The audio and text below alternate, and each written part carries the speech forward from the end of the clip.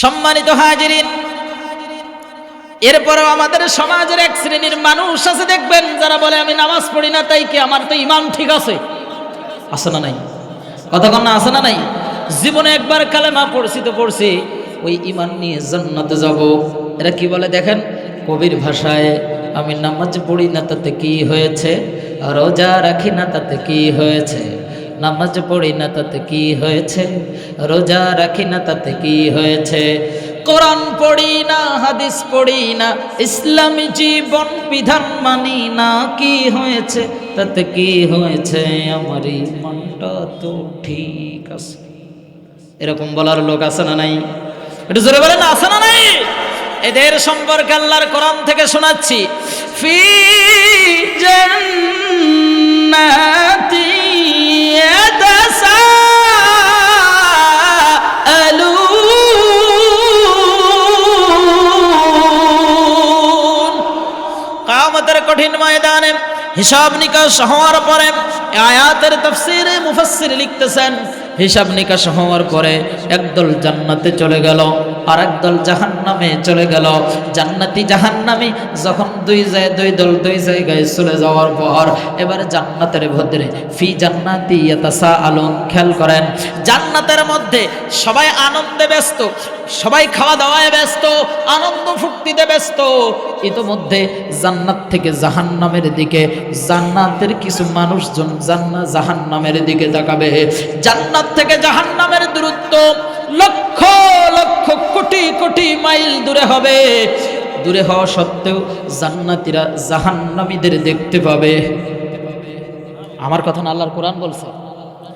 শুধু দেখতে পাবে তাই না, জান্নাতীরা ওই জান্নাতের মধ্য থেকে জাহান্নামীদের সাথে কথাও বলতে পারবে। জবান খুলে আমার সাথে পড়েন, আউযু বিল্লাহি মিনাশ শাইতানির রাজীম, বিসমিল্লাহির রাহমানির রাহিম।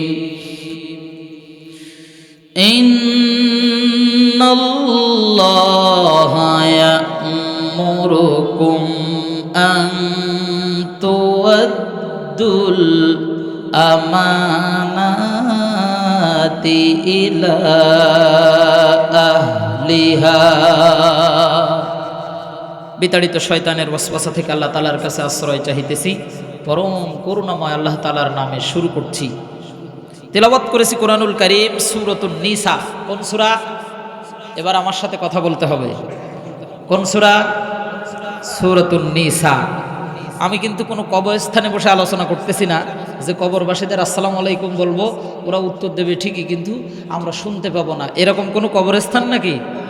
না, এটা হলো তৌহিদি জনতার ময়দান, কোরআনের ময়দান। এজন্য আমি আপনাদের কাছে যেটা জিজ্ঞাসা করব, সুবহানাল্লাহ, আলহামদুলিল্লাহ, আল্লাহু আকবার, ঠিক না বেঠিক, এই যা কিছু এগুলো একটু কথার মাধ্যমে আমার কান পর্যন্ত পৌঁছে দিতে হবে। পারবেন না ইনশাআল্লাহ? তেল ছাড়া যেমন গাড়ি চলে না, শ্রোতাদের আওয়াজ ছাড়া বক্তারা কথাও বলতে পারে না। সুতরাং আপনাদের আওয়াজ ফুলফিল হওয়া চাই। সূরাতুন নিসা 58 নম্বর আয়াত, আল্লাহ তাআলা বলছেন, ইন্নাল্লাহ, নিশ্চয়ই আল্লাহ তাআলা, ইয়া'মুরুকুম, তোমাদেরকে আদেশ দিচ্ছেন, আন তুআদ্দুল আমানাতি ইলা আহলিহা, আমানত সমূহ তার হকদারের নিকট ফিরিয়ে দাও। ওয়া ইযা হাকামতুম বাইনান নাস, আর যখন তোমরা মানুষের মাঝে বিচার ফয়সালা করবে, আন তাহকুমু বিল আদল, তখন ন্যায় বিচার করো। কি বিচার করো? ন্যায় বিচার করো। ইন্নাল্লাহা, নিশ্চয় আল্লাহ তাআলা, নি'ম্মা ইয়াইজুকুম বিহ, আল্লাহ তাআলা খুব ভালো ওয়াজ করেন। কি করেন? ইয়াইজুকুম বিহি, আল্লাহ তাআলা ওয়াজ করেন, মানে আল্লাহ তাআলা খুব ভালো উপদেশ দিচ্ছেন। তোমরা যখন আমানত নিবা, আমানতের হকদারের কাছে সেটা ফিরিয়ে দাও, আর ন্যায় বিচার করার সময় ন্যায় বিচার করো। কথা বোঝা গেছে কিনা? আজকের আলোচনার বিষয় ইসলামী সমাজ এবং রাষ্ট্র বিনির্মাণে আমানতদারিতার গুরুত্ব। আল্লাহ তাআলা এ বিষয়ের আলোকে আমাদের কথা বলার, কথা শোনার, আমল করার তৌফিক দান করুন। জোরে বলেন আমিন। হিজরতের 3য় হিজরি থেকে 4র্থ হিজরির শেষ বা 5ম হিজরির শুরু পর্যন্ত এই সূরাটি নাজিল হয়েছে। সূরাতুন নিসা 3টি প্রেক্ষাপটে সূরাটি নাজিল হয়েছে। প্রেক্ষাপট কয়টি? 3টি। ভালো করে বুঝেন, আমি কিন্তু মূল আলোচনায় চলে গেছি। 1 নম্বর প্রেক্ষাপট ছিল ইসলামী সমাজ গঠনের প্রয়োজনীয় বিধিবিধান দরকার ছিল। আমার নবী রাহমাতুল লিল আলামিন যখন হিজরত করার পরে মদিনাতে গেলেন, মদিনায় যাওয়ার পর মদিনার নতুন রাষ্ট্রের প্রেসিডেন্ট হলেন মুহাম্মদ সাল্লাল্লাহু আলাইহি ওয়াসাল্লাম। এই রাষ্ট্র পরিচালনার জন্য কিছু বিধিবিধানের দরকার, জোরে বলেন আছে না নাই? এই বিধিবিধান সম্বলিত কিছু আয়াত কারিমা এই সূরার মধ্যে আল্লাহ তাআলা আলোচনা করেছেন। 2 নম্বরে ইসলাম বিরোধীদের মোকাবেলায় তাওহীদের ভিত্তিকে মজবুত করার জন্য তখন মুমিন, মুশরিক, মুনাফিক 3 শ্রেণীর মানুষের বসবাস ছিল মদিনায়। এই মুশরিক, মুনাফিক মার্কা লোকদের মোকাবেলা করার জন্য যে নিয়ম কানুন দরকার এগুলো আল্লাহ সূরার মধ্যে দিয়েছেন। আর 3 নম্বরে ইসলামকে বিজয়ীর আসনে প্রতিষ্ঠা করার জন্য যত দিক নির্দেশনা দরকার এই সব দিক নির্দেশনা এর এক অংশ আল্লাহ তাআলা এই সূরার মধ্যে নাজিল করে দিয়েছেন। পড়ি সুবহানাল্লাহ। এই সূরার মধ্যে আল্লাহ রাব্বুল আলামিন একটি সূরার আলোচ্য বিষয় হয় 2 রকমের। জোরে বলেন কয় রকম? একটা সূরার আলোচ্য বিষয় আর একটা আয়াতের আলোচ্য বিষয়। এই সূরার মধ্যে আল্লাহ রাব্বুল আলামিন প্রায় 18 রকম আলোচ্য বিষয় দিয়েছেন। সুবহানাল্লাহ বলবেন না? বিশ্ব ভ্রাতৃত্ববাদ প্রতিষ্ঠায়, মানব জাতির সৃষ্টি তত্ত্বের বর্ণনা এই সূরার মধ্যে আল্লাহ দিয়েছেন। এতিমের অধিকার সংরক্ষণ কিভাবে করতে হবে সূরার মাধ্যমে সেটা শিখিয়েছেন। মিরাস তথা উত্তরাধিকারী বিধান কেমন হবে সেটাও আল্লাহ সূরার মধ্যে শিখিয়েছেন। আল্লাহ এবং তার রাসূলের আনুগত্য কেমনে করতে হবে সেটাও আল্লাহ তাআলা এই সূরার মধ্যে শিখিয়েছেন। এই সূরার মধ্যে দিয়েছেন সমাজের নারী পুরুষের সম্পর্কের সীমা নির্দেশিকা কেমন হবে, নারী পুরুষের পরস্পর অধিকারগুলো কেমন হবে, তহারত বা পাক পবিত্রতা সম্পর্কে সূরা আলোচনা করেছেন। অর্থনৈতিক লেনদেন পরিশুদ্ধ করার নিয়ম কানুন আল্লাহ তাআলা এই সূরার মধ্যে দিয়েছেন। মুনাফিক মার্কা লোকদের চরিত্র উদ্ঘাটন করেছেন এই সূরার মধ্যে। পারস্পরিক ঝগড়া মেটানোর পদ্ধতি শিখিয়েছেন আল্লাহ তাআলা এই সূরার মধ্যে। জিহাদের নির্দেশনা দিয়েছেন এই সূরার মধ্যে। কোরআন আল্লাহ প্রদত্ত ওহী এ ব্যাপারে আল্লাহ তাআলা এই সূরার মধ্যে আলোচনা করেছেন। হত্যার শাস্তি কেমন হবে, চুরির শাস্তি কেমন হবে, কাফেরদের অভিভাবক হিসেবে গ্রহণ করা যাবে না, এসব এই সূরার মধ্যে আল্লাহ তাআলা দিয়ে দিয়েছেন। সফরে যখন আমরা থাকব এর নামাজের বিধানগুলো কেমন হবে, নিয়ম কেমন হবে সেটাও আল্লাহ তাআলা এই সূরার মধ্যে শিখিয়েছেন। আল্লাহর হক সম্পর্কে বর্ণনা করেছেন, বান্দার হক সম্পর্কে বর্ণনা করেছেন, আমানতদারিতা সম্পর্কে আলোচনা করেছেন, ন্যায় বিচার সম্পর্কে আলোচনা করেছেন। এরকম অসংখ্য বিষয়াবলী দিয়ে গোটা একটা সূরা দিয়ে মানব জাতির আল্লাহ রাব্বুল আলামিন হেদায়েতের পথ দেখিয়েছেন। পড়ি সুবহানাল্লাহ, নারে তাকবীর। এতগুলো বিষয় আল্লাহ তাআলা একটা সূরার মধ্যে আলোচনা করেছেন। এবার আসেন আমরা যে আয়াতে কারিমা শুরুতেই তেলাওয়াত করেছি ওই আয়াতে কারিমা থেকে আলোচনা করি। এই আয়াতে কারিমার মধ্যে আল্লাহ তাআলা 2টি বিষয় আলোচনা করেছেন। জোরে বলেন কয়টি? 1 নম্বরে আলোচনা করেছেন আমানত। আমানত তার হকদারের নিকট ফিরিয়ে দাও।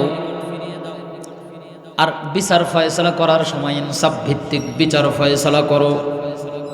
অনেক দীর্ঘ গভীর থেকে কথা বলতে গেলে, একেবারে বিস্তারিত খুঁটে খুঁটে কথা বলতে গেলে 5-6 ঘন্টা সময়ের প্রয়োজন। এখন অত দীর্ঘ সময় তো আমরা দিতেও পারবো না, নিতেও পারবো না। অল্প সময়ের ভিতরে যতটুকু দেওয়া যায়।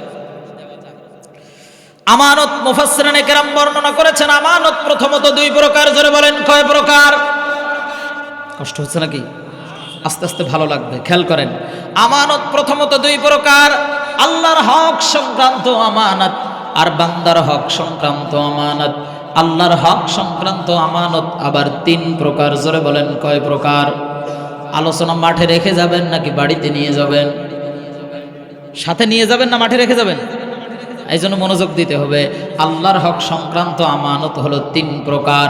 1 নাম্বার আল্লাহর খেলাফতে আমানত। জোরে বলেন 1 নাম্বার কি? আল্লাহর খেলাফতে আমানত। আল্লাহ রাব্বুল আলামিন এই দুনিয়ার জমিনে আমাদেরকে পাঠিয়েছেন কেন?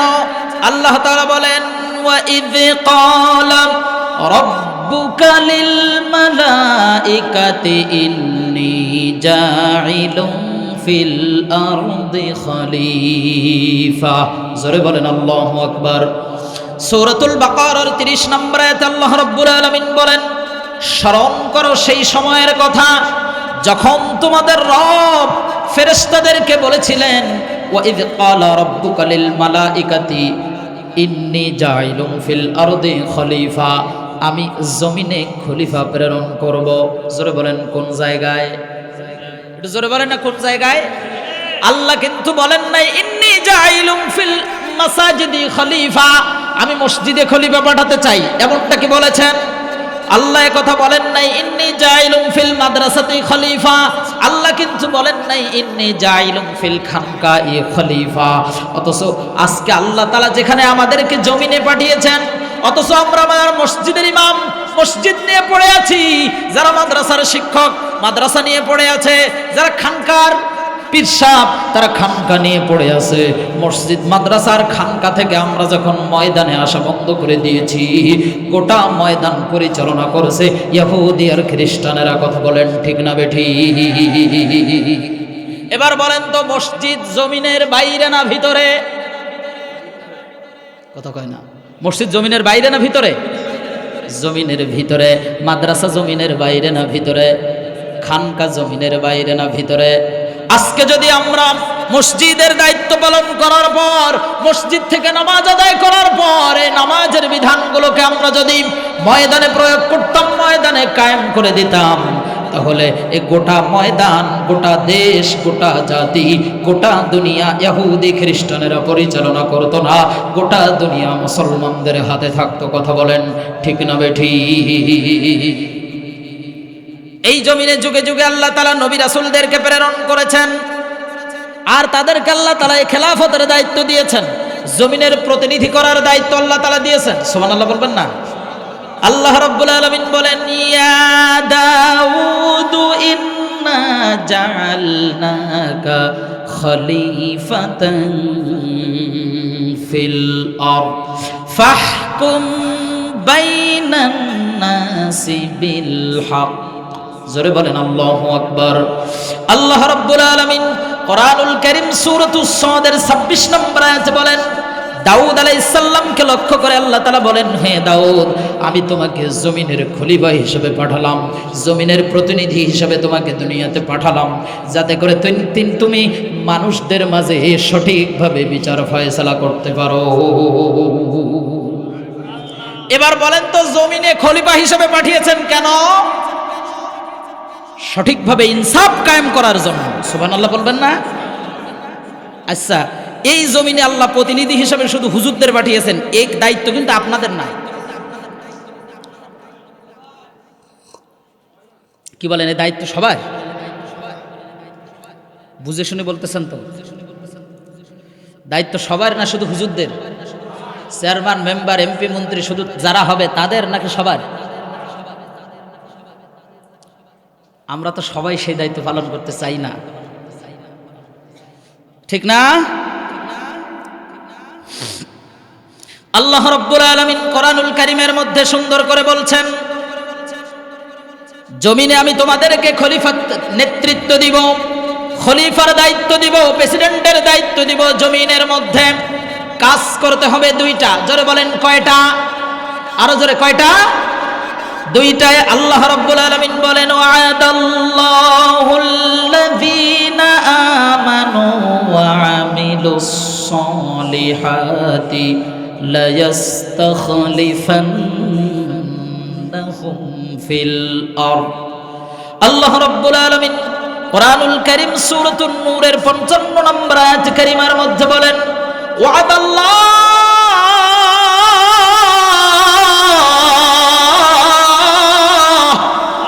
আল্লাহ পাক রব্বুল আলামিন ওয়াদা করতেছেন, ওয়াদাল্লাহুল্লাযীনা আমানু, যারা ঈমান আনার মতো করে ঈমান এনেছে, ওয়া আমিলুস সালিহাত, আর ঈমানের দাবি অনুযায়ী যারা নাকি ভালো কাজ করবে, এই দুটি কাজ যারা করবে, এক নাম্বার ঈমান আনবে আর দুই নম্বরে আমলে সালেহ করবে, ভালো কাজ করবে, আমর বিল মারুফ নাহি আনিল মুনকারের কাজগুলো করবে। সমাজে যত ভালো কাজ থাকবে সব ভালো কাজের জায়গায় ঈমানদাররা থাকবে, সমাজের যত খারাপ কাজ হবে সব খারাপ কাজে এই ঈমানদাররা বাধা প্রদান করবে। অথচ সমাজে অশ্লীলতায় ভরপুর হয়ে গেছে, সমাজে মানুষ সুদ খায় আমরা বাধা দেই না, মানুষ ঘুষ খায় আমরা বাধা দেই না, আরেকজনের মাথায় বন্দুক ঠেকিয়ে লক্ষ লক্ষ টাকা চাঁদাবাজি চলতেছে আমরা বাধা দেই না, সমাজে মানুষ অশ্লীলতায় ডুবে আছে আমরা বাধা দেই না, সমাজে মদে ভরে গেছে আমরা বাধা দেই না, সমাজ গাঁজায় ভরে গেছে আমরা বাধা দেই না, সমাজ অশ্লীল মেলামেশায় ভরে গেছে আমরা বাধা দেই না। এগুলো কিন্তু ভালো কাজ না, বরং বাধা দেওয়াটা ভালো কাজ। ওয়া আমিলুস সালিহাত, এই আমলে সালেহ যারা করবে আল্লাহ তাআলা বলেন লা ইয়াস্তাখলিফান্নাহুম ফিল আরদ। আল্লাহু আকবার। আমি তাদেরকে জমিনে খলিফা দেব, নেতৃত্ব দেব, শাসন ক্ষমতা দান করব। আল্লাহু আকবার। এখন জমিনের শাসন ক্ষমতা নিয়োগ করতে হবে তাহলে কাদেরকে? যারা ঈমানদার এবং সৎ কাজ করে। কথা কয় না? যারা ঈমানদার আর ভালো কাজ করে। আমার কথা আল্লাহ তাআলাই বলছেন সূরাতুন নূরের 55 নম্বর আয়াত, এ বান্দা দুটো কাজ যদি তোমরা করো তাহলে আমি তোমাদেরকে জমিনের নেতৃত্ব দিব। যেমনি ভাবে নেতৃত্ব দিয়েছিলাম কামাস্তাখলাফাল্লাযীনা মিন ক্বাবলিহিম, যেমনি আমি এই খেলাফতের দায়িত্ব দিয়েছিলাম পূর্ববর্তী নবী রাসূলদেরকে। সুবহানাল্লাহ বলবেন না? তাহলে আল্লাহ তাআলা আমাদের পাঠিয়েছেন জমিন পরিচালনা করার জন্য। আর যখন ঈমানদারেরা যখন ক্ষমতায় যাবে তখন কাজ করবে তারা চারটা। জোরে বলেন কয়টা? আল্লাহ রাব্বুল আলামিন কোরআনের মধ্যে বলেন আল্লাযীনা ইম্মাক্কান্নাহুম ফিল আরদ আকামুস সালাতা ওয়া আতাউজ যাকাতা ওয়া আমারু বিল মা'রুফি ওয়া নাহাউ আনিল মুনকার ওয়ালিল্লাহি আকিবাতুল উমুর।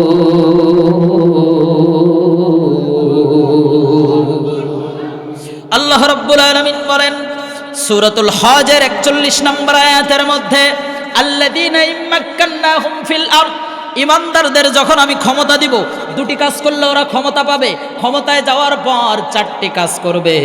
এক নম্বরে তারা যে কাজ করবে সেটা হলো আকামুস সালাত, সমাজের ভিতরে নামাজের বিধান কায়েম করে দিবে। সমাজের ভিতরে কি কায়েম করবে? নামাজের আলোচনা একটু পরে আসতেছে, এজন্য ওটা আপাতত বন্ধ থাক। ও আতাউ যাকাতের পরে যাকাত আদায় করবে, অর্থনৈতিক লেনদেনটাকে পরিশুদ্ধ করবে তারা। ওয়া আমারু বিল মা'রুফ, সৎ কাজের আদেশ দেবে। সমাজের যত ভালো কাজ আছে তখন ওই ভালো কাজগুলো তারা করবে যারা শাসন ক্ষমতায় যাবে।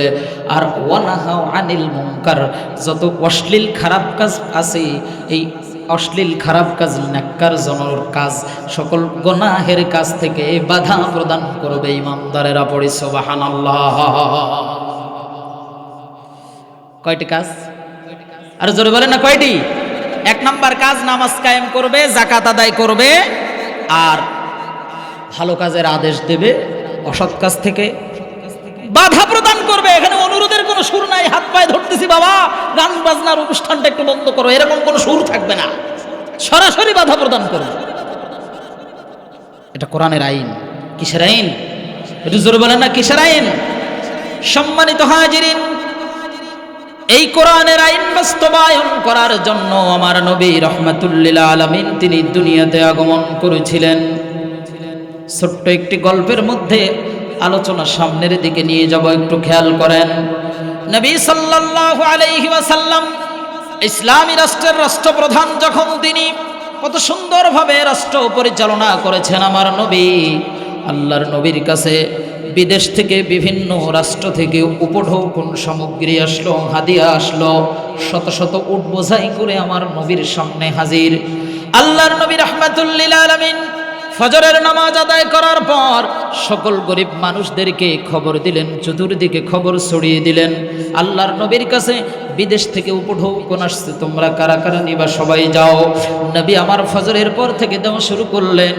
আবার জোহরের সময় যখন হলো, জোহরের নামাজ আদায় করার পর আবার জোহর থেকে আমার নবী দেওয়া শুরু করলেন। আসরের সময় হয়ে গেল, আবার আসরের নামাজের পর আমার নবী দেওয়া শুরু করলেন। সারাদিন ক্লান্ত শ্রান্ত দেহটা দেওয়া শেষ করার পরে এবার আমার নবী নিজের ঘরের ভিতরে প্রবেশ করলেন। ঘরের ভিতরে প্রবেশ করে বললেন, আয়েশা, এতক্ষণ পর্যন্ত সারাটা দিন কষ্ট করে অনেক ক্লান্ত হয়ে গিয়েছি, খুব ক্ষুধা পেয়েছে। ও আয়েশা, ঘরের ভিতরে যদি কোনো খাবার থাকে একটু খাবার দাও আমার। আম্মা জান আয়েশা ডাক দিয়া বলেন, ইয়া রাসূলুল্লাহ, ইয়া হাবিবাল্লাহ, আপনার ঘরের মধ্যে শুধুমাত্র খাবার পানি ছাড়া আর কোনো খাবার নাই। এর নাম ইসলামী শাসন ব্যবস্থা, এর নাম ইসলামী রাষ্ট্র। আর আজকে আমাদের সমাজে প্রথমবার আসলে নিজের পকেট গুছায়, দ্বিতীয়বার আসলে আত্মীয় স্বজনের পকেট ভারী করে, তৃতীয়বার আসলে জনগণের জন্য কিছুটা কাজ করে। কথা বলেন। হযরত ওমর রাদিয়াল্লাহু তাআলা আনহুর জীবনী থেকে শোনাচ্ছি, লক্ষ্য করেন। আল্লাহর নবীর জলিলুল কদর সাহাবী হযরত ওমর ইবনুল খাত্তাব রাদিয়াল্লাহু তাআলা আনহু অর্ধেক দুনিয়ার প্রেসিডেন্ট। জোরে বলেন, কতটুকু দুনিয়া? একটু বলেন না, কতটুকু? অর্ধেক দুনিয়ার প্রেসিডেন্ট আমার নবী, আমার নবীর সাহাবী হযরত ওমর। যেই এরিয়াটার মধ্যে হযরত ওমরের খেলাফতের রাষ্ট্র ব্যবস্থা ছিল, খেলাফত ছিল, সেই এরিয়ার মধ্যে এখন বাঘা বাঘা 40টি রাষ্ট্র গঠন হয়েছে। ইসলামী রাষ্ট্র কায়েম হলে পরিস্থিতি কেমন হবে তার একটা রূপরেখা বর্ণনা করে যাচ্ছি, খেয়াল করেন। আমার নবীর সাহাবী হযরত ওমর রাদিয়াল্লাহু তাআলা আনহু খেলাফতের মসনদে বসেছেন। জুমার দিন জুমার নামাজ আদায় করার জন্য, খুতবা দেওয়ার জন্য হযরত ওমর দাঁড়িয়েছেন। ইতোমধ্যে জুমার মসজিদ থেকে একজন যুবক দাঁড়িয়ে গেল, ডাক দিয়া বলেন, ওমর, আমার একটা অভিযোগ আছে, আগে অভিযোগ শুনতে হবে, তারপরে খুতবা পাঠ করতে হবে। সুবহানাল্লাহ বলবেন না? আমাদের বর্তমান সময়ের মসজিদগুলোতে যদি হতো, মায়ের একটা মাটিতে পড়তো না, পিঠের উপরে পড়তো, বলতো বেটা খুতবার সময় ডিস্টার্ব করো ভয়, ঠিক কিনা? হযরত ওমর রাষ্ট্রপ্রধান, আবার মসজিদে নববীর ইমাম এবং খতিব।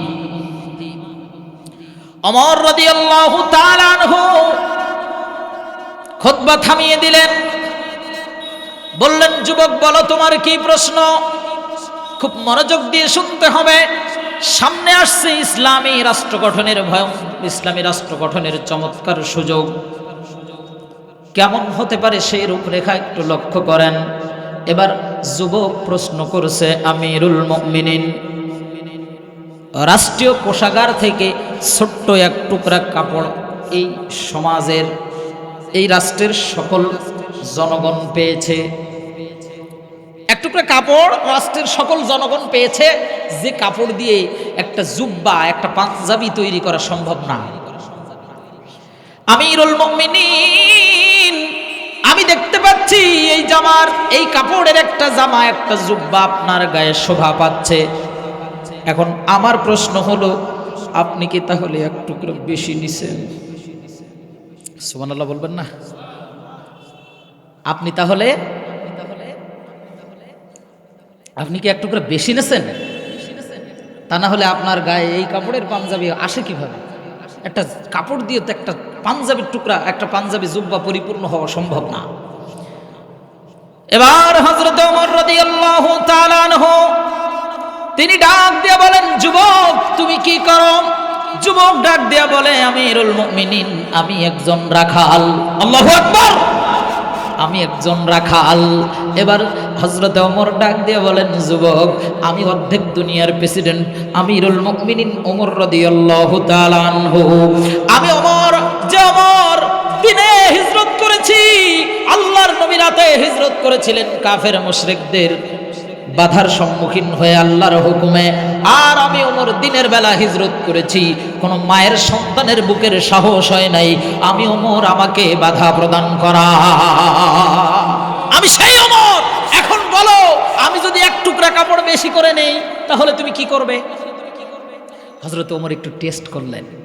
এবার যুবক রাখাল তার কোমর থেকে খঞ্জর বের করে বললেন, ওমর, মুসলমানদের রাষ্ট্রের প্রধান, এই রাষ্ট্রের প্রধান যদি দুর্নীতি করে এক টুকরা কাপড় বেশি করে নেয় তাহলে মুসলমানদের রাষ্ট্রপ্রধান হওয়ার যোগ্যতা তার আর থাকবে না।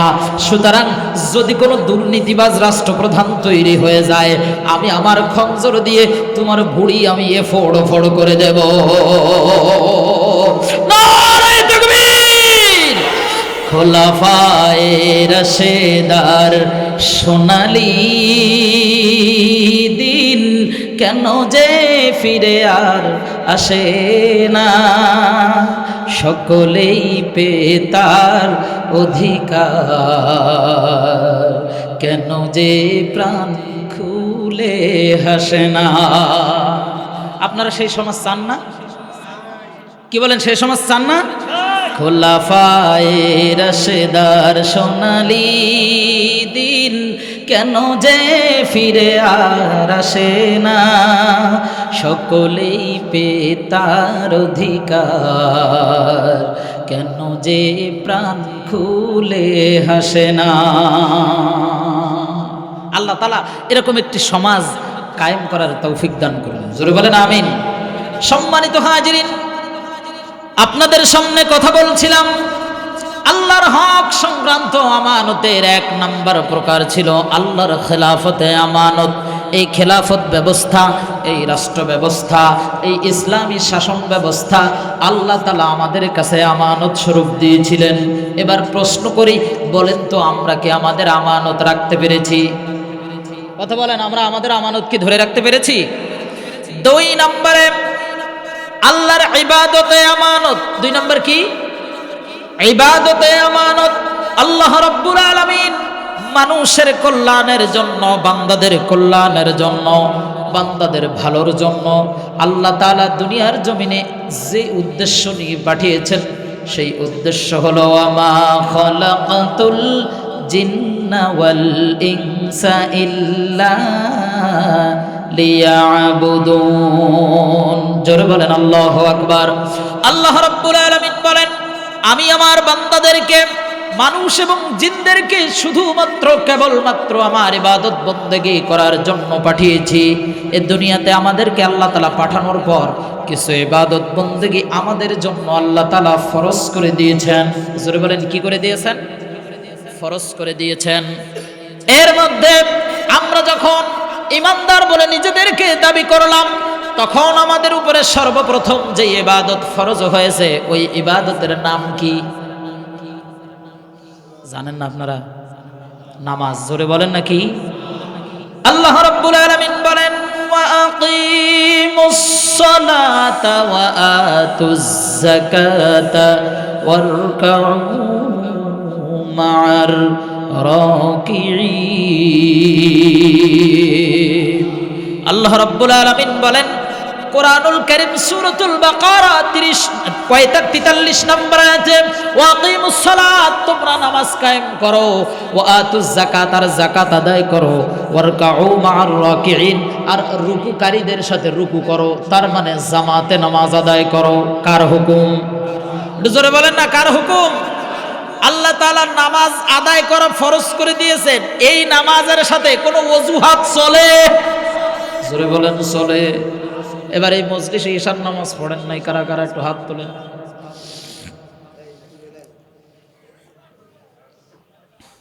আছে, হাত উঠছে, আমি দেখছি। মাগরিব পড়ে নাই, এশা পড়ে নাই, এরকম লোক আছে না নেই? কথা বলে না, আছে না নেই? ঈশার নামাজ পড়ার এখনো সুযোগ আছে। নামাজটা পড়ে নিতে পারবেন তো ইনশাল্লাহ? যারা পড়েন নাই কারণ নামাজ আদায় যারা করে না ভয়ঙ্করতম শাস্তি তাদের জন্য আছে। দেখেন আজকে আলোচনা শুনলে বুঝতে পারবেন। আল্লাহ রাব্বুল আলামিন এই ইবাদতকে আমাদের জন্য ফরজ করে দিয়েছেন। আমরা যদি 5 ওয়াক্ত নামাজ আল্লাহর হুকুম মতো আল্লাহর বিধান মতো আদায় করতে পারি তাহলে আমাদের জন্য কিছু পুরস্কারের ব্যবস্থাও আল্লাহ তাআলা করে রেখেছেন। আমরা তো লাভের ব্যবসা করি, তাই না? আচ্ছা বলেন তো, আপনি যদি জানেন যে এই ব্যবসায় লস হবে, নির্ঘাত লস হবে, এই ব্যবসায় যদি আমি নামি, তাহলে আপনি কি ওই ব্যবসা করবেন? কথা বলে না, ওই ব্যবসা করবেন না। আমরা লাভের ব্যবসাটা ভালো বুঝি, কি বলেন ঠিক না? নবী সাল্লাল্লাহু আলাইহি ওয়াসাল্লাম বলেন, জামাতে নামাজ আদায় করা আর একাকে নামাজ আদায় করার মধ্যে কি পার্থক্য লক্ষ্য করেন? আল্লাহর নবী রাহমাতুল লিল আলামিন বলেন, একাকে নামাজ আদায়কারীর চেয়ে যারা নাকি মসজিদে নামাজ আদায় করে ওদেরকে আল্লাহ তাআলা 27 গুণ বেশি সওয়াব দান করেন। কয় গুণ? কিছু মনে হলো না? মাত্র 27 গুণ। তাই তো? আপনি একই চাকরি এক জায়গায় করবেন, আপনার বেতন 1000, আর ওই একই চাকরি একই কাজ আরেক কোম্পানিতে যেয়ে করবেন, আপনার বেতন দেবে 27000। আপনি কোনটা করবেন? টাকার হিসাবটা আমরা ভালো বুঝি, কি বলেন ঠিক না? টাকার হিসাবটা ভালো বুঝি। আচ্ছা, এক ফজরের নামাজ 27 বার পড়ে দেখেন তো কেমন লাগে? সম্ভব? কি বলেন সম্ভব না। কিন্তু আল্লাহ নবী রাহমাতুল লিল আলামিন বলেন, একাকী নামাজ আদায় না করে যদি জামাতে নামাজ আদায় করে কয় গুণ সওয়াব? কয় গুণ সওয়াব? সুবহানাল্লাহ বলবেন না? সম্মানিত হাজিরিন, এবার লক্ষ্য করেন, নামাজ আদায়কারীর জন্য অনেকগুলো পুরস্কার রয়েছে। 1 নম্বর পুরস্কার, যারা নাকি নামাজ আদায় করবে দুনিয়ায় থাকা অবস্থায় আল্লাহ তাআলার সাক্ষাৎ লাভ করতে পারবে। পড়ি সুবহানাল্লাহ। কোরআনুল কারীমে আল্লাহ তাআলা বলেন, ওয়াসজুদু ওয়াকতারিব, যারা নাকি সিজদা দেয় তারা সবচেয়ে বেশি আল্লাহর নিকটে হয়। সুবহানাল্লাহ বলবেন না? 2 নম্বর পুরস্কার, আল্লাহ রাব্বুল আলামিন নামাজ আদায় করার মাধ্যমে তার জীবন থেকে সকল প্রকার অশ্লীলতা আল্লাহ তাআলা দূর করে দেয়। ইন্নাস সালাতা তানহা আনিল ফাহশাই ওয়াল মুনকার। সূরা আনকাবুতের 45 নম্বর আয়াতে আল্লাহ তাআলা বলেন, ইন্নাস সালাত, নিশ্চয়ই নামাজ, তানহা ফিরিয়ে রাখে, বিরত রাখে, আনিল ফাহশাই ওয়াল মুনকার, সকল প্রকার অশ্লীল বেহায়াপনা খারাপ কাজ থেকে নামাজ ফিরিয়ে রাখে। সুবহানাল্লাহ বলবেন না? এরপরের পুরস্কার, যারা নাকি নামাজ আদায় করবে আল্লাহ রাব্বুল আলামিন তাদেরকে সফলতা দান করে দিবেন। বলেন না সুবহানাল্লাহ? কোরআন বলছে, ইয়া আইয়ুহাল্লাযীনা আমানুরকাউ ওয়াসজুদু ওয়া'বুদু রাব্বাকুম ওয়াফআলুল খায়রা লাআল্লাকুম তুফলিহুন। আল্লাহ রাব্বুল আলামিন বলেন, হে ঈমানদারগণ, তোমরা রুকু করো, সিজদা করো, আর এই রুকু সিজদার মাধ্যমে আল্লাহর ইবাদত করো। আর যারা এই কাজগুলো করবা, এই ভালো কাজ, লাআল্লাকুম তুফলিহুন, আল্লাহ পাক রব্বুল আলামিন তাদেরকে সফলতা দান করে দিবে। এরপরের পুরস্কার, আল্লাহর নবী রাহমাতুল লিল আলামিন বলেন, যারা নামাজ আদায় করবে আল্লাহ এদের গুনাহগুলো মাফ করে দিবেন। সুবহানাল্লাহ। নবী সাল্লাল্লাহু আলাইহি ওয়াসাল্লাম বলেন, যদি কারোর বাড়ির পাশ দিয়ে একটি প্রবাহমান নদী বয়ে যায়, নহর বয়ে যায়, আর কোনো ব্যক্তি যদি প্রতিদিন 5 বার ওই নদীতে গোসল করে, 5 বার গোসল করার পর তার শরীরে আর কোনো ময়লা থাকতে পারে, কথা বলে না পারে? কষ্ট হচ্ছে নাকি আপনাদের? নবী আমার বলেন, যে ব্যক্তি দৈনন্দিন 5 ওয়াক্ত নামাজ আদায় করবে জামাতের সাথে, নামাজের নিয়ম অনুযায়ী, আল্লাহ তাআলা তার জীবনে আর কোনো গুনাহ রাখবেন না। যারা নাকি নামাজ আদায় করবে তাদের কোনো ভয়ও থাকবে না, টেনশনও থাকবে না। সুবহানাল্লাহ। আর যারা নাকি নামাজ আদায় করবে 5 ওয়াক্ত নামাজ, আর এর পাশাপাশি আরো যে গুণগুলো আছে, এই গুণগুলো যারা নিজেদের ভিতরে আয়ত্ত করবে, নবী আমার বলেন, কাল কিয়ামতের কঠিন ময়দানে, হাসরের মাঠে আল্লাহ পাক রব্বুল আলামিন এদেরকে জান্নাতুল ফিরদাউস দিয়ে দিবেন। পড়ে সুবহানাল্লাহ। উলাইকা হুমুল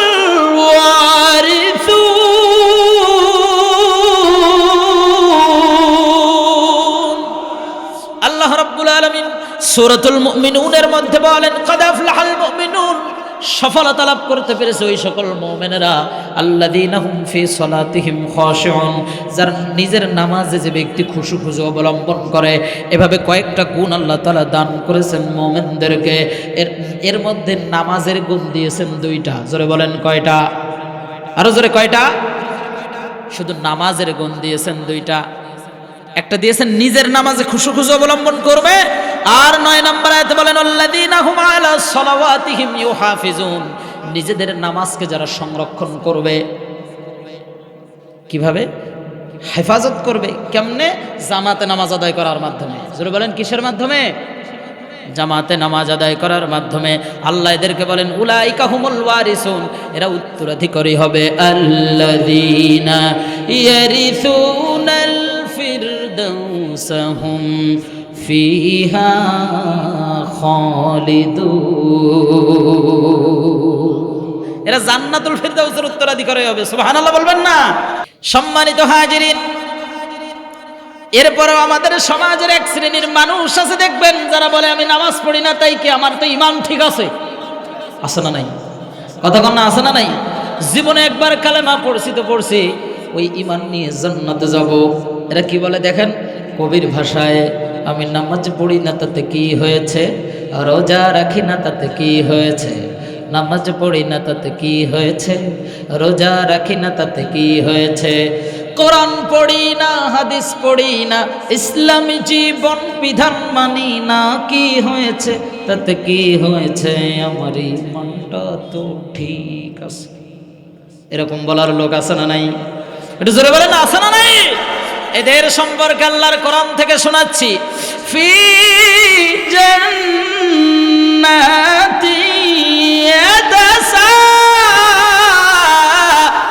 ইয়াতাসাআলুন, কিয়ামতের কঠিন ময়দানে হিসাব নিকাশ হওয়ার পরে আয়াতের তাফসীরে মুফাসসির লিখতেছেন, হিসাব নিকাশ হওয়ার পরে একদল জান্নাতে চলে গেল, আর একদল জাহান্নামে চলে গেল। জান্নাতি জাহান্নামী যখন দুই দল দুই জায়গায় চলে যাওয়ার পর এবারে জান্নাতের ভেতরে ফি জান্নাতি ইয়াতাসাআলুন, খেয়াল করেন জান্নাতের মধ্যে সবাই আনন্দে ব্যস্ত, সবাই খাওয়া দাওয়ায় ব্যস্ত, আনন্দ ফুর্তিতে ব্যস্ত। ইতোমধ্যে জান্নাত থেকে জাহান্নামের দিকে জান্নাতের কিছু মানুষজন জাহান্নামের দিকে তাকাবে। জান্নাত থেকে জাহান্নামের দূরত্ব লক্ষ লক্ষ কোটি কোটি মাইল দূরে হবে। দূরে হওয়া সত্ত্বেও জান্নাতীরা জাহান্নামীদের দেখতে পাবে। আমার কথা না, আল্লাহর কোরআন বলছে। শুধু দেখতে পাবে তাই না, জান্নাতীরা ওই জান্নাতের মধ্য থেকে জাহান্নামীদের সাথে কথাও বলতে পারবে।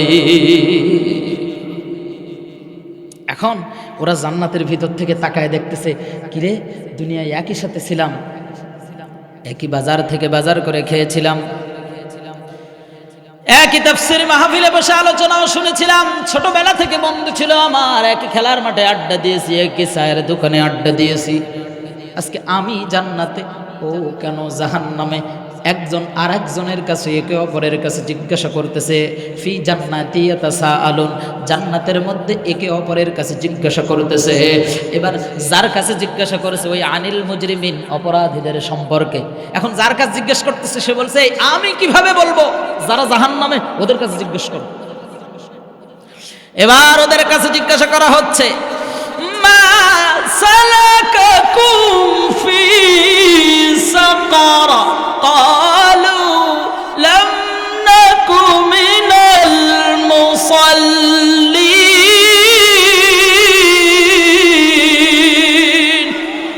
আল্লাহ পাক রব্বুল আলামিন সূরাতুল মুদ্দাসসিরের 40, 41, 42, 43 নম্বর আয়াতে কারিমার মধ্যে সুন্দর করে জানাই দিচ্ছেন। এবারে জাহান্নামীরা জান্নাতীরা জাহান্নামীদের জিজ্ঞাসা করবে, মা সালাকাকুম ফি সাকার, কেন তুমি আজকে সাকার নামক জাহান্নামের ভিতরে এসেছো, সাকার নামক জাহান্নামে এসেছো? জাহান্নামীরা 4টা উত্তর দেবে। জোরে বলেন কয়টা? 1 নম্বর উত্তর দেবে, ক্বালু লাম নাকু মিনাল মুসাল্লিন।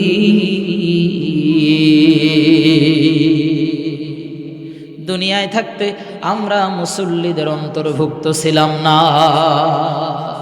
এবার বলেন তো মুসল্লি মানে কি? কথা কয় না মুসল্লি মানে কি? নামাজি বলেন না মুসল্লি মানে কি? যারা বলে আমি নামাজ পড়ি না তাই কি আমার ইমান তো ঠিক আছে, ওই ইমান নিয়ে জান্নাতে যাব। বাড়িতে যে আল্লাহর কোরআন সূরাতুল মুদ্দাসসির এই 40, 41, 42, 43 নম্বর আয়াত খুলে পড়ে দেখবা, যারা নামাজ আদায় করে না, দুনিয়ায় থাকতে যারা নামাজি ছিল না, আল্লাহ পাক রব্বুল আলামিনের ভাষায় ওরা জাহান্নামে যাবে। বলেন তো এরকম লোক আছে না নাই? আজকের ওয়াজ কাজ হয়েছে কিনা এর প্রমাণ, বাস্তব প্রমাণ পাবে কালকে ইমাম সাহেব ফজরের নামাজ যখন পড়াবে, তখন পিছন দিক তাকায় দেখবে আসলেই কয়জন আসছে। আসে না নাই? শীতের রাত তো উঠতে একটু কষ্ট হয় নাকি? আহা, বই কয় বড় গরমের সময় নাকি আরো কষ্ট হয়। আপনি জিজ্ঞাসা করবেন, কয় হুজুর ধান উঠতেছে সারাদিন কষ্ট করার পরে যখন শুই তখন শেষ রাত্রে আর ঘুম ভাঙে না, তাই না? অথচ ওই ব্যক্তি ফজরের নামাজের পরপরই, মানে ফজরের ওয়াক্ত শেষ হওয়ার পরপর 6টা বাজার সাথে সাথে জমিতে দৌড় দেয় ধান কাটার জন্য। কথা কয় না? অথচ নামাজে আসে না, ডায়াবেটিসের রোগী সকাল ফজরের আগে, অথচ বেঈমান নামাজ পড়তে আসে না। আসে না নাই? আল্লাহ এমনি এমনি তোরে ডায়াবেটিস দিয়ে ঘাস খাওয়ার কথা বলে দেয় নাই। ডায়াবেটিস হয়েছে, হাঁটে সারা 4 কিলোমিটার 5 কিলোমিটার হাঁটতে পারে সকালবেলা, শয়তান নামাজে আসে না। আসে না নাই? মানে ইবলিস শয়তান ওরে গ্রেফতার করেছে, আটক করেছে, তো সাংঘাতিকভাবে আটক করেছে। কথা বলেন ঠিক কিনা? রাগ করতেছেন? এরপরে সম্মানিত হাজিরিন, এবার আল্লাহর নবীর হাদিস থেকে শোনাচ্ছি। খারাপ লাগতেছে নাকি? লম্বা একটা গল্প ধরলে মনে আরো ভালো হতো নাকি? যে ঘন্টার পর ঘন্টা 2-3 ঘন্টা একটা গল্প চলবে, খুব ভালো লাগবে। আর আল্লাহর কোরআন হাদিস থেকে আলোচনা শুনতেছি, ভালো লাগতেছে না? এবার আসেন আল্লাহর নবীর জলিলুল কদর সাহাবী আব্দুল্লাহ ইবনে মাসউদ, আব্দুল্লাহ ইবনে ওমর রাদিয়াল্লাহু তাআলা আনহু থেকে বর্ণিত। হযরত ওমরের সন্তান আব্দুল্লাহ ইবনে ওমর রাদিয়াল্লাহু তাআলা আনহু থেকে বর্ণিত, তিনি বলেন, আন্নাহু যাকারাস সালাতা ইয়াওমান, আল্লাহর নবী রাহমাতুল লিল আলামিন একদিন আমাদের সামনে নামাজ সম্পর্কে আলোচনা করতে গিয়ে বলেন, মান হাফাজা আলাইহা কানাত লাহু নূরান ওয়া বুরহানান ওয়া নাজাতান ইয়াউমাল কিয়ামাহ। নবী সাল্লাল্লাহু আলাইহি ওয়াসাল্লাম বলেন, যারা নাকি নামাজের হেফাজত করবে, তার মানে জামাতে 5 ওয়াক্ত নামাজ আদায় করবে, আল্লাহর নবী রাহমাতুল লিল আলামিন তিনি ডাক দিয়ে বলেন, কানাত লাহু নূরান, কিয়ামতের ময়দানে নামাজ তার জন্য নূর হবে। সুবহানাল্লাহ। কাল সকাল 10টার সময় বলবেন সুবহানাল্লাহ, বলেন না জোরে। ওয়া বুরহানান, কাল কিয়ামতের ময়দানে নামাজ তার জন্য দলিল হবে। ওয়া নাজাতান ইয়াউমাল কিয়ামাহ, কিয়ামতের ময়দানে নামাজ তার জন্য দলিল হবে। আল্লাহু আকবার। এরপরে হাদিসের পরের অংশ দেখেন, ওয়া মান লাম ইউহাফিজ আলাইহা, যারা নাকি নামাজের হেফাজত করবে না, নামাজ আদায় করবে না, নামাজের হক আদায় করবে না, লাম ইয়াকুন লাহু নূরান, নামাজ তার জন্য নূর হবে না, ওয়ালা বুরহানান, নামাজ তার জন্য দলিল হবে না, ওয়ালা নাজাতান, নামাজ তার জন্য নাজাতের ওসিলাও হবে না। শুধু তাই নয়, ওয়া কানা ইয়াউমাল কিয়ামাতি মা কারুন ওয়া ফিরআউন ওয়া হামান ওয়া উবাই ইবনে খালফ, যারা নাকি নামাজ আদায় করবে না, নামাজের হেফাজত করবে না, নামাজের আন্দোলন সংগ্রাম করবে না, নামাজ কায়েমের আন্দোলন করবে না, চেষ্টা করবে না, নবী আমার বলেন, লাম ইয়াকুন লাহু নূরান, নামাজ তার জন্য নূর হবে না, ওয়ালা বুরহানান, দলিল হবে না, ওয়ালা নাজাতান, নাজাতের ওসিলাও হবে না। শুধু তাই নয়, ওয়া কানা ইয়াউমাল কিয়ামাতি মা কারুন, তার হাসর হবে কারুনের সাথে, ও ফিরআউন, ফিরআউনের সাথে, ও হামান, হামানের সাথে, ও উবাই ইবনে খালফ, আল্লাহর নবীর দাওয়াতি কাজে সবচেয়ে বেশি বাধা প্রদানকারীদের অন্যতম একজন উবাই ইবনে খালফ। এই উবাই ইবনে খালফের সাথে তারা হাসর হবে। এবার বলেন তো, ফেরাউনের সাথে যদি কারো হাসর হয়, তাহলে ওর কি জান্নাতে যাওয়ার সুযোগ আছে? ফেরাউনের সাথে যদি কারোর হাসর হয়, ওর কি জান্নাতে যাওয়ার সুযোগ আছে? আহা, এরপরেও পোড়া কপাল, দুনিয়ার সব কাজ করতে পারে, শুধু নামাজ আদায় করে না। ইমাম শামসুদ্দিন আয-যাহাবী রাহমাতুল্লাহ আলাইহি বেনামাজিদের সম্পর্কে আরো অনেকগুলো কথা বলেছেন, তাদের শাস্তি সম্পর্কে। বেনামাজিদের 14টি শাস্তির কথা তিনি আলোচনা করেছেন। জোরে বলেন কয়টি? 14টি। জোরে বলেন না কয়টি? দুনিয়ায় বেঁচে থাকা অবস্থায় 5টি। জোরে বলেন কয়টি? 1 নম্বর, তার রিজিক থেকে আল্লাহ তাআলা বরকত তুলে নেবে। 2 নম্বর, চেহারায় নূর নষ্ট করে দিবে। 3 নম্বর, নেক আমলের কোনো প্রতিদান তাকে দেওয়া হবে না। 4 নম্বর, তার দোয়া কবুল হবে না। 5 নম্বর, নেককার মানুষদের দোয়া থেকে আল্লাহ তাআলা তাকে বঞ্চিত করে দেবে। শাস্তি 14টি, দুনিয়ায় বেঁচে থাকা অবস্থায় কয়টি? 5টি। এবার আসেন, মৃত্যুর সময় তার শাস্তি হবে 3টি। 1 নম্বর, মৃত্যুর সময় অপমানিত লাঞ্ছিত করে আল্লাহ তাআলা দুনিয়ার থেকে বিদায় করে দেবে। 2 নম্বর, তার কবর। 2 নম্বর, আল্লাহ রাব্বুল আলামিন এত ক্ষুধা দেবে তার মৃত্যুর সময়, দুনিয়ার সব খাবারগুলো যদি তাকে খাইয়ে দেওয়া হয় তাহলে তার ক্ষুধা নিবারণ হবে না। 3 নম্বরে, পিপাসিত অবস্থায় তাকে মৃত্যুবরণ করিয়ে দেওয়া হবে। দুনিয়ার সমুদ্র, সাগর ও মহাসাগরের সব পানিগুলো খাবার উপযোগী করে যদি তাকে খাইয়ে দেওয়া হয় তাহলে তার পিপাসা নিবারণ হবে না, পানির পিপাসা দূর হবে না। মৃত্যুর পর কবরের ভিতরে যখন রেখে আসা হবে তখন কবরের ভিতরে তার জন্য শাস্তি আছে আরো 3টি। 1 নম্বরে, কবরটা সংকীর্ণ করে দেবে। 2 পাশের মাটি এমন ভাবে চাপ দিবে, একটা পাজরের হাড় আর একটা পাজরের হাড়ের ভিতরে এভাবে ঢুকে যেতে থাকবে। আর 2 নম্বরে, কবরটাকে আগুন দিয়ে আল্লাহ তাআলা ভরপুর করে দেবে। 3 নম্বরে, ভয়ঙ্করতম একটা সাপের দংশন দিয়ে আল্লাহ তাআলা এমন আযাব দেবে, কিয়ামত পর্যন্ত সেই শাস্তি ভোগ করতে থাকবে।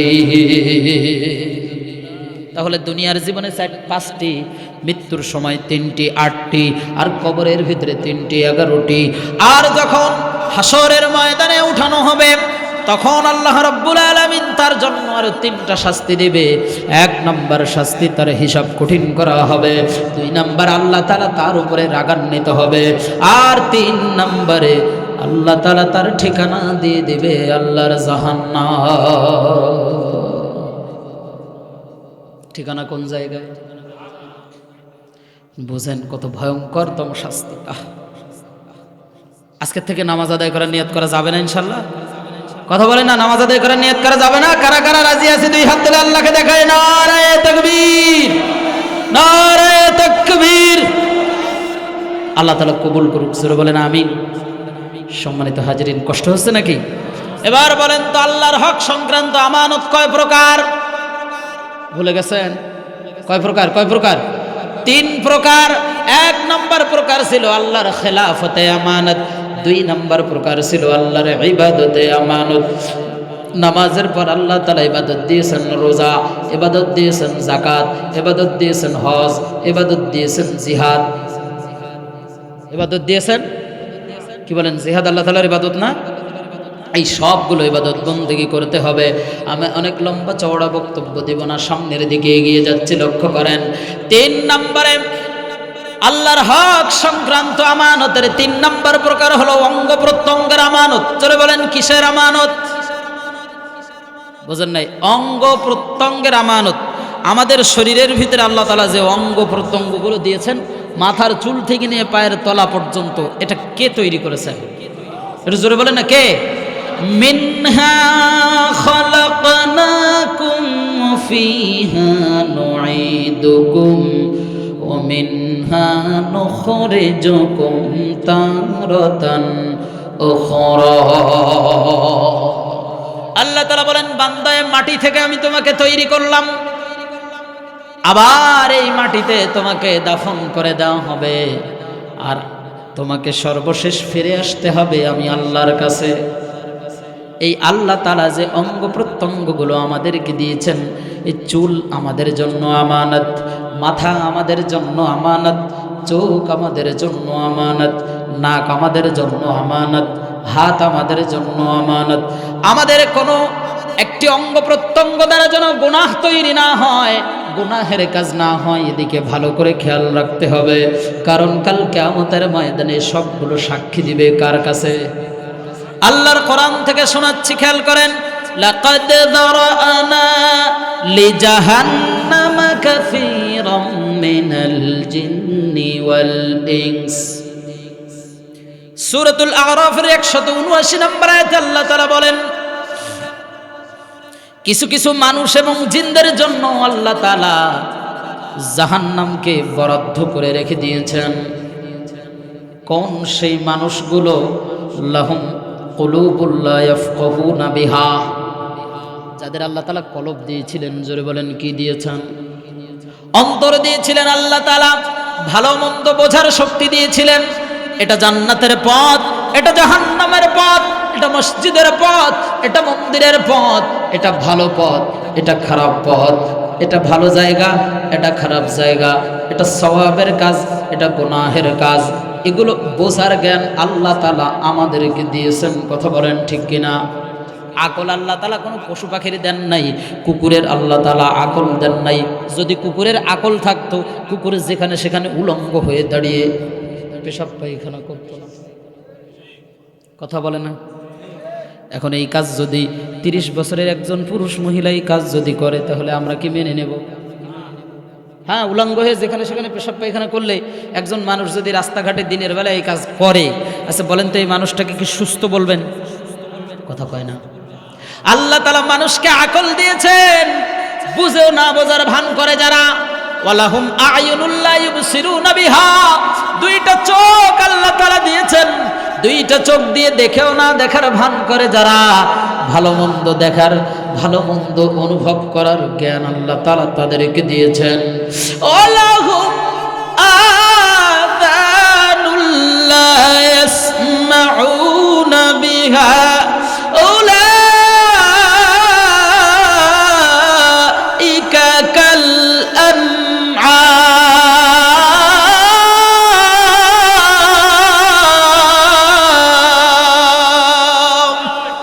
আল্লাহ পাক রব্বুল আলামিন বলেন, যাদের কান দিয়েছিলাম আমি, কান দিয়ে শুনেও না শোনার ভান করেছে। ও যুবক, কি শুনতেছো? গভীর রাত কম্বলের তলে কানে ইয়ারফোন লাগিয়ে মোবাইলটা হাতে নিয়ে ঘন্টার পর ঘন্টা কি দেখতেছো, কি শুনতেছো? দুনিয়ার কেউ হয়তো জানে না, একজন কিন্তু জানেন। বলেন তো তার নাম কি? আমরা অপরাধ করি, মনে করি আল্লাহ দেখতেছে না। কতক্ষণ টেবিলের তল দিয়ে লক্ষ লক্ষ টাকা ঘুষ নেয়। আমার এলাকার কথা বলছি, একটা প্রাইমারি স্কুলের নাইট গার্ড পদে, দাখিল মাদ্রাসার নাইট গার্ড পদে চাকরি দেওয়ার জন্য 13 লাখ টাকা ঘুষ খাইছে। কয় লাখ? 13 লাখ। আমি আমার নিজের গ্রামের কথা বলতেছি, আছে না নাই? এসে বলেন তো এরা কি আল্লাহর কাছে হিসাব দিতে পারবে? এই অপরাধ করতেছে, মনে করতেছে কেউ জানে না, কেউ দেখতেছে না। রাতের আধারে কোন নারীর ঘরে ঢুকতেছেন আপনি, দুনিয়ার কেউ হয়তো জানে না, কিন্তু একজন জানেন। তিনি কে? মেসেঞ্জারে কার সাথে কথা বলছেন, হোয়াটসঅ্যাপে কোন মেয়ের সাথে চ্যাট করতেছেন, ইমোতে কার সাথে কথা বলতেছেন, দুনিয়ার কারোর কানে হয়তো খবর নাই, একজন জানেন। তিনি কে? কথা বলেন না, কে কে কে? আপনি কানের ভিতরে হেডফোন লাগিয়ে ঘন্টার পর ঘন্টা গান শুনতেছেন, ঘন্টার পর ঘন্টা বক্স বাজাচ্ছেন, গানের আয়োজন করতেছেন, ঘন্টার পর ঘন্টা বিভিন্ন অনুষ্ঠানের নাম দিয়ে অশ্লীল বেহায়াপনা ছড়িয়ে দিচ্ছেন। আপনি মনে করতেছেন দুনিয়ার কেউ হয়তো জানে না, কিন্তু আল্লাহ তাআলা বলেন, ওয়ামাল্লাহু বিগাফিলিন আম্মা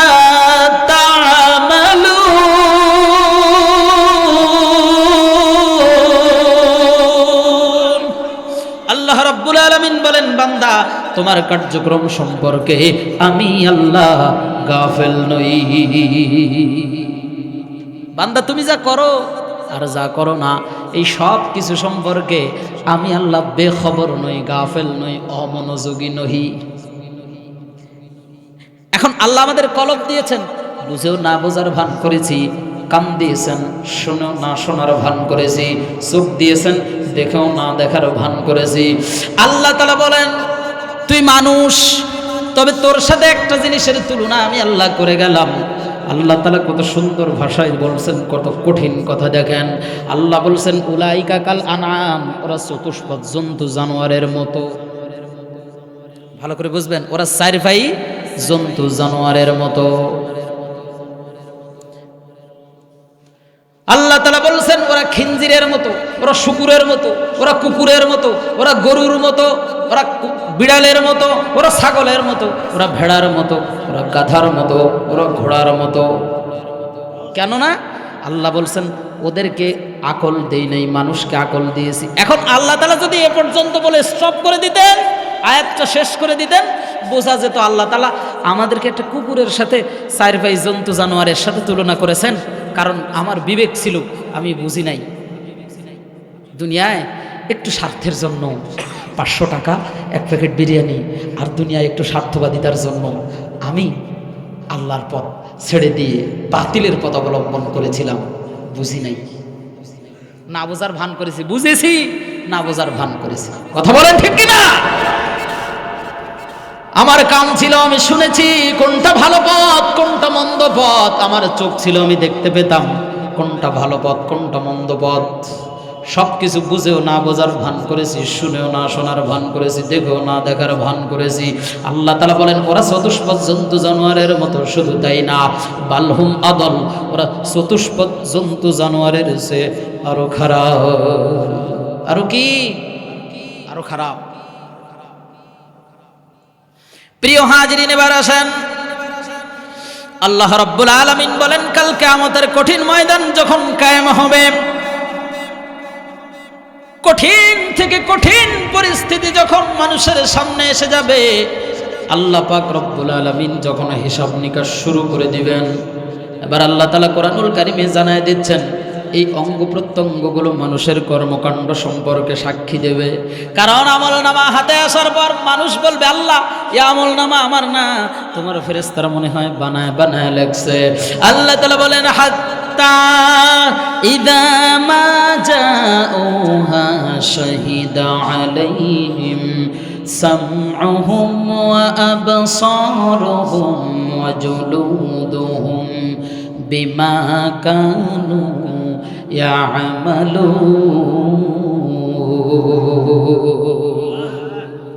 আল্লাহ রাব্বুল আলামিন বলেন সবাই যখন কিয়ামতের ময়দানে উপস্থিত হবে, পৌঁছে যাবে, তখন তাদের কান, তাদের চোখ, তাদের দেহের চামড়াগুলি, ওয়াজুলুদুহুম, তাদের চামড়াগুলি আল্লাহ তাআলার কাছে আমার বিরুদ্ধে সাক্ষী দেবে। কে সাক্ষী দেবে? আমার কান আমার বিরুদ্ধে সাক্ষী দেবে। অন্য জায়গায় আল্লাহ তাআলা বলেন আল-ইয়াউমা নাখতিম, আল্লাহ তাআলা ফেরেশতাদেরকে ডাক দিয়ে বলবেন ওর অন্তরে ওর মোহর মেরে দাও তাদের জবানে, আলা আফওয়াহিহিম, মুখটা আল্লাহ তাআলা বন্ধ করে দিবে। দেওয়ার পর ওয়া তুকাল্লিমুনা আইদিহিম, হাতের জবান খুলে যাবে। কিসের জবান? একটু জোরে বলেন না, কিসের জবান? হাতের জবান খুলে যাবে। আল্লাহ তাআলা এই যে হাত দিয়েছেন, এই হাত কথা বলা শুরু করবে। এই হাত দিয়া কত মানুষের থাপ্পড় মেরেছেন, কত মানুষের গলা ধাক্কা দিয়েছেন, কত মানুষের জমি দখল করেছেন, কত মানুষের ঘেরে বিষ দিয়েছেন, কত মানুষের ঘের দখল করেছেন, কত মানুষের ফসল নষ্ট করেছেন। এই হাত দিয়া ওই বোনের জমি মেরে, ভাইয়ের মেরে আপনি নিজে খেয়েছেন। এই হাত দিয়ে কত অশ্লীল কাজ কাম করেছেন, এই হাত দিয়ে ওজনে কম দিয়েছেন, এই হাত দিয়ে কত খারাপ জিনিস করেছেন। এই সব কিছু সেদিন এই হাত আল্লাহর সামনে সাক্ষী দিবে। ওয়াতাশহাদু আরজুলুহুম, তাদের পাগুলো এবার সাক্ষী দেওয়া শুরু করে দিবে। একটু ভেবে দেখেন তো কি কঠিন পরিস্থিতি সেদিন তৈরি হবে। আল্লাহ তাআলা সবগুলো বন্ধ করে দিবেন। ইয়াউমা তাশহাদু আলাইহিম আলসিনাতাহুম ওয়া আইদিহিম ওয়া আরজুলুহুম বিমা কানু ইয়ামালুন।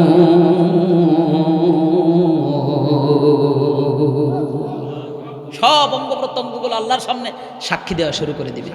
প্রিয় হাজিরিন, কষ্ট হচ্ছে নাকি? 12টার মধ্যে শেষ করার চেষ্টা করতেছি, মাত্র 15 মিনিট আছে, থাকবেন ইনশাআল্লাহ? আল্লাহ রাব্বুল আলামিন কাল কিয়ামতের কঠিন ময়দানে এই অঙ্গ প্রত্যঙ্গগুলো আমাদের জন্য দুনিয়ায় আমানত দিয়েছেন, এর হিসাব নেবেন আল্লাহ তাআলা। আমি বলছিলাম আল্লাহর হক সংক্রান্ত আমানত তিন প্রকার: আল্লাহর খেলাফতে আমানত, আল্লাহর ইবাদতে আমানত, আল্লাহর যে অঙ্গ প্রত্যঙ্গগুলো দিয়েছেন এই অঙ্গ প্রত্যঙ্গের আমানত। এই আমানতগুলো রক্ষা করা আমাদের দায়িত্ব। আল্লাহ তাআলা সেই তৌফিক দান করুন, জোরে বলেন আমিন। সম্মানিত হাজিরিন, এবার আসেন বান্দার কিছু হক রয়েছে, আছে না নাই?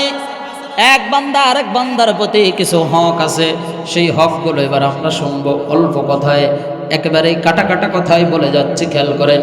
এক নাম্বার, অর্থ সম্পদের আমানত।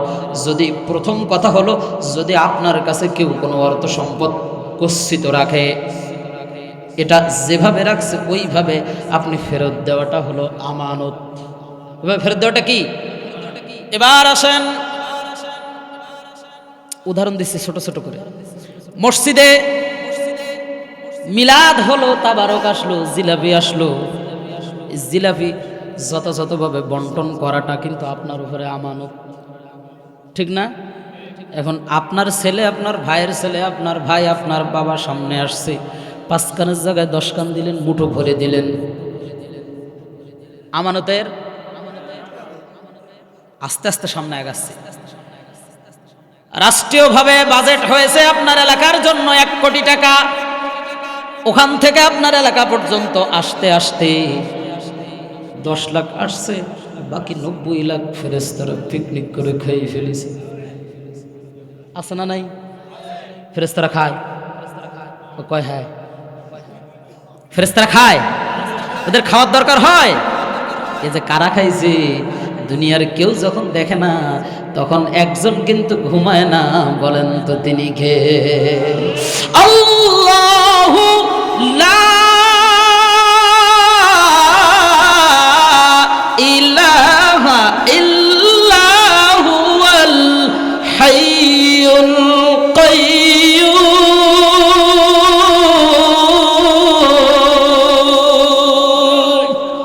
আল্লাহ তাআলা আয়াতুল কুরসির মধ্যে বলেন, আল্লাহ তাআলা চিরস্থায়ী, চিরঞ্জীব, তার কোনো মৃত্যু নাই।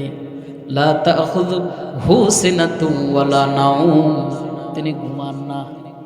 তিনি কি করেন না? দুনিয়ার সবাই যখন ঘুমায় যাবে, তখন এক গ্রুপ যখন এই জনগণের টাকা নিজের পকেট ভারী করেছে, আছে না? খুলনায় 2টো বাড়ি, যশোরে 3টি বাড়ি, এক জায়গায় 10 বিঘে জমি, অন্য জায়গায় 1000 বিঘে জমির ঘের আছে। আছে না নাই? আছে না নাই? জনগণের রাস্তার ইটের বাজেট, পিসের বাজেট, খোয়ার বাজেট, এমনকি বাথরুমের স্ল্যাব পর্যন্ত কে হজম করে দিয়েছে এমন ব্যক্তি আছে না নাই? আছে না নাই? এটা আমানত। কাল কিয়ামতের কঠিন ময়দানে জবাব দিতে হবে, যতদিন মানুষ না মাফ করবে। আপনাদের একটা উদাহরণ দেই, আমার এলাকায় চাউল নিতে গেছে, চাউল সরকার থেকে বাজেট হয়েছে 10 কেজি করে চাউল প্রত্যেকে দিতে হবে, বালতিতে করে মেপে চাউল দিচ্ছে। আমি সাক্ষী, একেবারে স্বয়ং বালতিতে মেপে চাউল দিছে। বাড়িতে এসে দেখছে কারোর তো 8 কেজি, কারোর 7.5 কেজি, বাকি 2-2.5 কেজি তো ফেরেশতারা খেয়ে ফেলেছে নাকি? একটা চাউলের দাবি যদি আপনারা কেউ না ছাড়েন, কিয়ামতের ময়দানে জান্নাতে যেতে পারবে না। হিসাব বোঝেন নাই? একটা চাউলের দাবি যদি আপনারা না ছাড়েন, কিয়ামতের ময়দানে জান্নাতে যেতে পারবে না। এমনি এমনি আর রাসূলের হাদিস আসে নাই যে 999 জন জাহান্নামে যাওয়ার একজন জান্নাতে যাবে। সব বুঝতে হবে। এর নাম আমানত। এটা বান্দার হক। এটা কার হক? কথা বলে না, কার হক? 2 নম্বরে গোপন কথার আমানত। 2 নম্বর কি?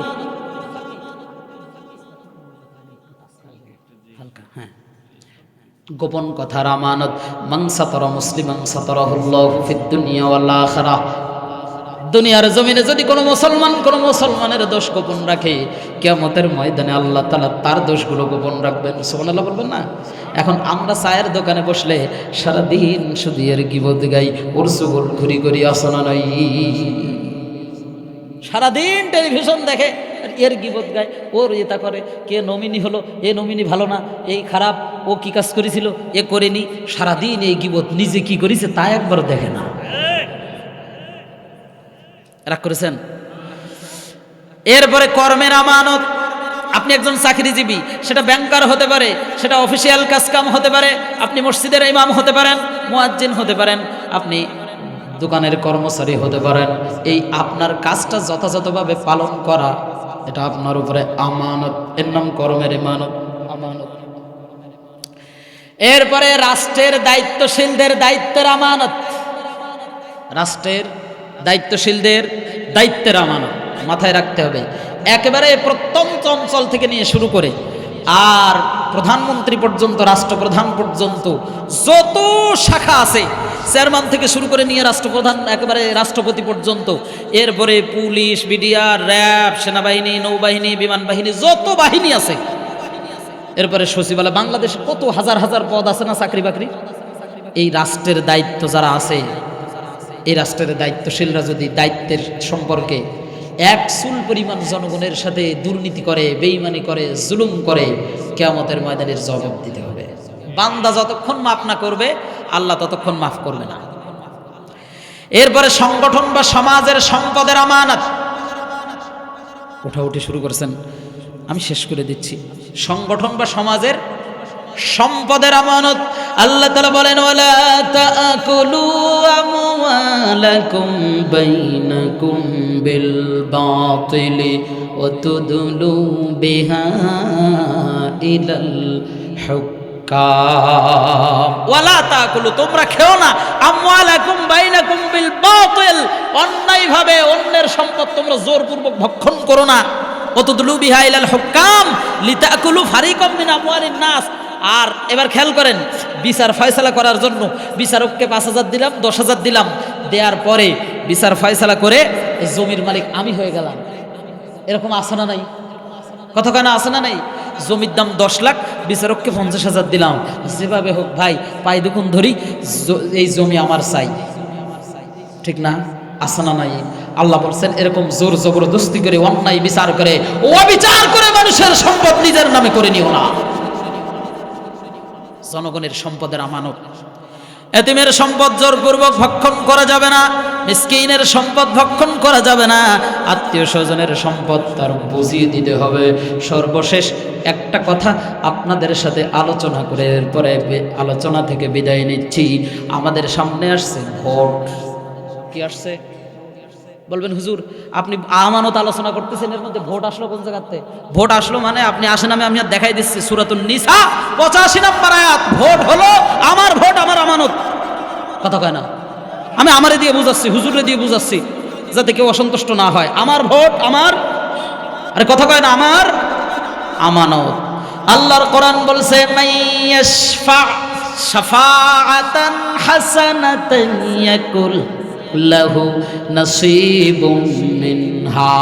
আমি যখন একটা সাফায়াত করলাম, একটা সাক্ষী দিলাম, আমার ভাই ধরেন বন্ধু মানুষ ভোটে দাঁড়াইছে, আলেম মানুষ, আমি তার পক্ষে এরকম একটা সিল দিয়ে আসলাম না? সিল মানে কি? সুপারিশ করা। কি? আরে কথা কয় না কি? আমি তার পক্ষে সুপারিশ করলাম যে সেজন্য জিতে যায়, তাই তো নাকি? একজনকে ভোট দেওয়া, তাই সেইটা না? এবার সে জীবনে যত ভালো কাজ করবে এই দায়িত্ব পালনের জায়গা থেকে, তার ব্যক্তিগত আমল না, সে জীবনে এই ভোটে নেতা হওয়ার পরে, দায়িত্ব পাওয়ার পরে যত ভালো কাজ করবে সব এক ভাগ ফ্ল্যাক্সিলোড বিকাশ নগদের মধ্যে দিয়ে আমার আমল নামায় আসবে। সুবহানাল্লাহ বলবেন না? মানে এই পদ্ধতি না, আল্লাহ তাআলা সদকা জারিয়ার একটা সওয়াব আমল নামায় দিয়ে দেবে। আর ওমাইয়াশফা শাফাতান সাইয়্যাতান ইয়াকুল্লাহু কিফলুম মিনহা। আমি তারে সুপারিশ করলাম, সে জীবনে যত আকাম কুকাম করবে, দুর্নীতি করবে, চাঁদাবাজি করবে, টেন্ডারবাজি করবে, জনগণের মাল অন্যায়ভাবে জুলুম করে ভক্ষণ করবে, ওই গুনাহের ভাগ এক ভাগ আমার আমল নামায় আসবে। এটা আমানত। এটা কি? আমানত। এখন আপনার আমানত আপনি খেয়ানত করবেন নাকি আপনার আমানত যথাযথভাবে ব্যবহার করবেন, সেটা আপনার কাছে।